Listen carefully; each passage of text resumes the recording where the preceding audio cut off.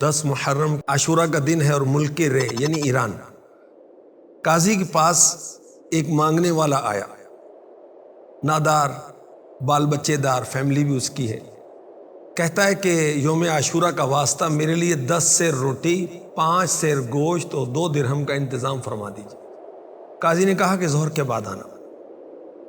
فقیر وقت مقرر پر آیا تو کہا عصر میں آنا۔ عصر کے بعد پہنچا تو کچھ نہ دیا، خالی ہاتھ ترخا دیا۔ فقیر کا دل ٹوٹ گیا اور وہ رنجیدہ ایک کرسچن کے پاس، ایک نصرانی عیسائی کے پاس پہنچا۔ اس نے کہا آج کے مقدس دن کے صدقے مجھے کچھ دو۔ اس نے پوچھا کون سا دن ہے آج؟ فقیر نے کہا عاشورہ کا دن ہے، اس کے یہ فضائل ہیں۔ یہ سن کر اس عیسائی نے، کرسچن نے کہا آپ نے تو بہت عظمت والے دن کا واسطہ دیا، ضرورت بیان کیجئے۔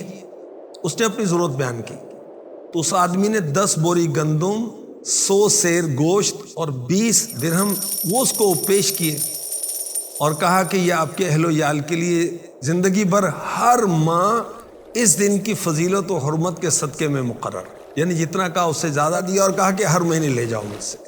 تو رات کو قاضی صاحب نے خواب دیکھا، کوئی کہہ رہا ہے نظر اٹھا کر دیکھ۔ نظر اٹھائی تو 2 عالی شان محل، اور وہ محل کیسے؟ سونے اور چاندی کا، سبحان اللہ، سونے اور چاندی کی اینٹوں سے بنا ہوا، اور دوسرا محل سرخ یاقوت کا ہے۔ قاضی نے پوچھا دونوں محل کس کے لیے ہیں؟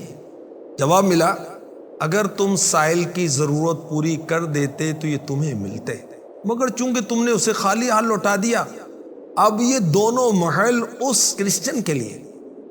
اب قاضی صاحب جاگے پریشان، صبح کرسچن کے پاس پہنچتے ہیں، مجھے کل کون سی نیکی کی تم نے؟ اس نے کہا آپ کو کیسے پتا چلا؟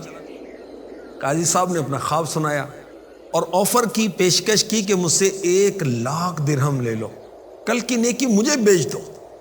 اس کرسچن نے کہا میں روئے زمین کی، یعنی دنیا کی ساری دولت کے بدلے میں بھی اسے نہیں بیچوں گا۔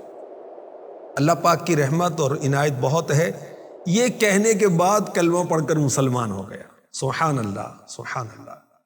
تو صدقہ و خیرات ویسے بھی ہمیں کرتے رہنا چاہیے، ضرورت مندوں کی حاجت کو پورا کرنا چاہیے، اللہ نے استطاعت دی تو ضرور کرنا چاہیے، اور عاشورہ کے دن 10 محرم الحرام کو بالخصوص کرنا چاہیے۔